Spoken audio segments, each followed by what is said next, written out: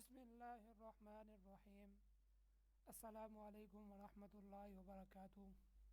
ناظرین کرام، آج ہم آپ کے سامنے طارق بن زیاد کی قسط نمبر 8 لے کر پیش ہوئے ہیں، مگر اس سے پہلے اگر آپ نے ہمارا چینل اردو اسلام سبسکرائب نہیں کیا تو جلدی سے اسے سبسکرائب کر لیجئے اور ساتھ میں بیل آئیکن کے بٹن کو بھی دبا دیجئے تاکہ نئی سے نئی آنے والی ویڈیو آپ تک آسانی سے پہنچ جا سکیں۔ آئیے چلتے ہیں ہم اپنی قسط کی طرف۔ اسے ایک مسلمان کھڑا ہوا ملا جو اپنے کپڑے نچوڑ رہا تھا۔ ان کا نام اسماعیل تھا۔ انہوں نے اتنے عیسائیوں کو قتل کیا تھا کہ ان کے دامن تک خون میں تو ہو رہے تھے۔ اسماعیل نوجوان اور شہ دل بہادر امامن ان کے قریب پہنچا۔ اسماعیل نے کہا، بہادر نوجوان، کیا تم میری مدد کرو گے؟ اسماعیل نے کہا، ضرور، مگر ابھی جنگ جاری ہے، ذرا ٹھہر جاؤ، میں ان ناقصوں کو اچھی طرح سے قتل کر لوں۔ اسماعیل، کیا مدد چاہتے ہو تم؟ امامن، میری لڑکی تدمیر کے خیمے میں ہے جسے وہ زبردستی مجھ سے چھین کر لے گیا ہے، میں اسے آزاد کرانا چاہتا ہوں۔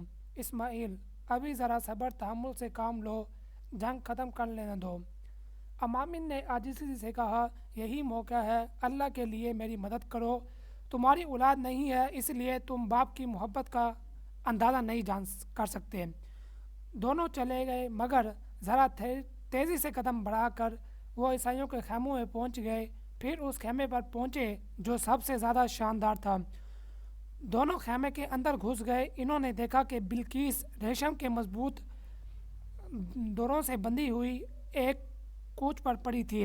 امامن اسے دیکھتے ہی دوڑ پڑا۔ آہ میری بیٹی! بلقیس نے اٹھنے کا ارادہ کیا مگر وہ ایسی بری طرح جکڑی ہوئی تھی، نہ اٹھ سکی۔ اس نے کہا، ابا، اللہ کا شکر ہے۔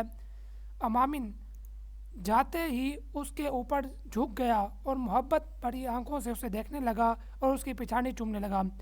بلقیس حقیقت میں حسین، اس کا چہرہ حسن کے انوار سے نکلا رہا تھا، آنکھیں بڑی بڑی اور غضب کی رسیلی تھیں، چہرہ گول عارضی گلابی کی پتیوں کی طرح سا سرخ سفید حسن و جمال تھا۔ اسماعیل اسے دیکھ کر حیران رہ گیا۔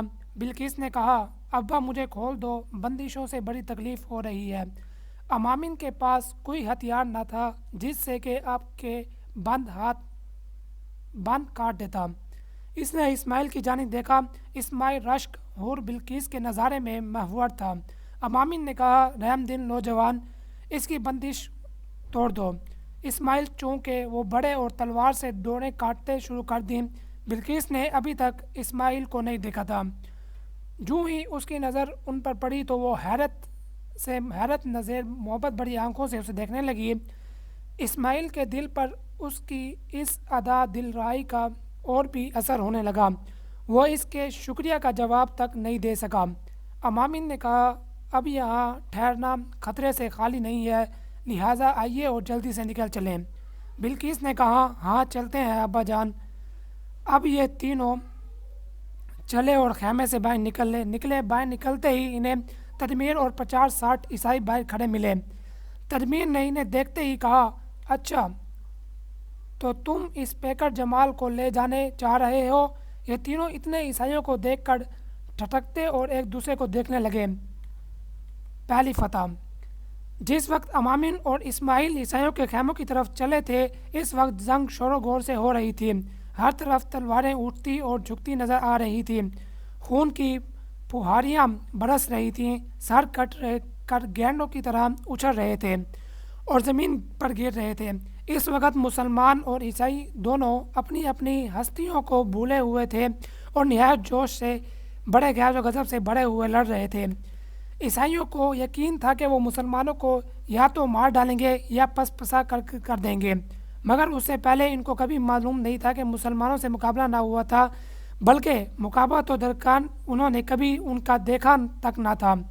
اس سے پہلے وہ یہ سمجھ رہے تھے بلکہ مار رہے تھے جو عیسائی ان تلواروں کی زد میں آئے جاتے تھے، وہ بہت جدوجہد کرنے کے باوجود بھی نہ بچتا، موت اسے آ دباتی تھی۔ عیسائیوں کو اپنی کیفیت دیکھ کر بہت طیش آ رہا تھا وہ جوش و گیز میں آ کر گھوڑوں کو ایڑیاں لگا لگا کر جھپک کر حملہ کر رہے تھے۔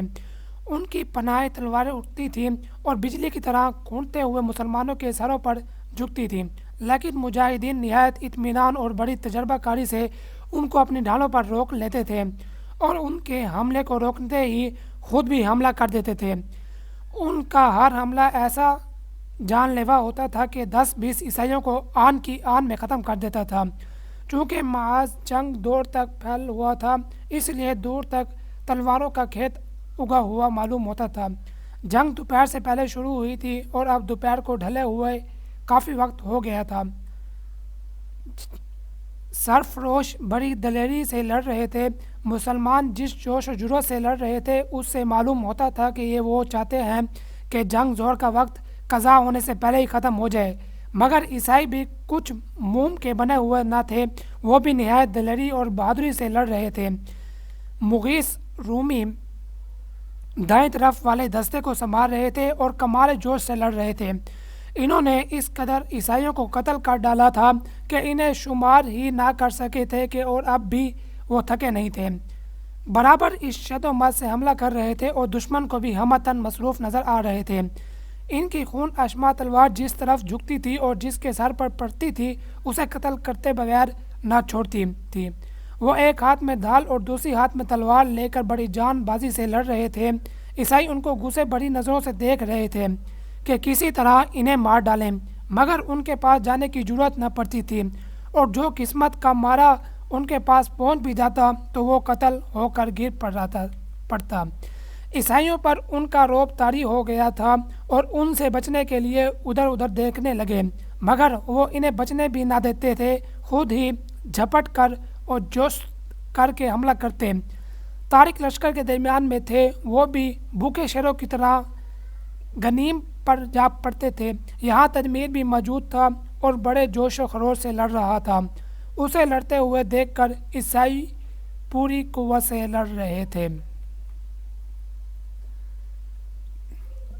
ناظرین، اس ویڈیو کو آگے شیئر کیجیے، لائک کیجیے اور ہمارے چینل کو سبسکرائب کیجیے۔ اگلی قسط کا انتظار کیجیے، پھر آپ کے سامنے حاضر ہوں گے۔ والسلام۔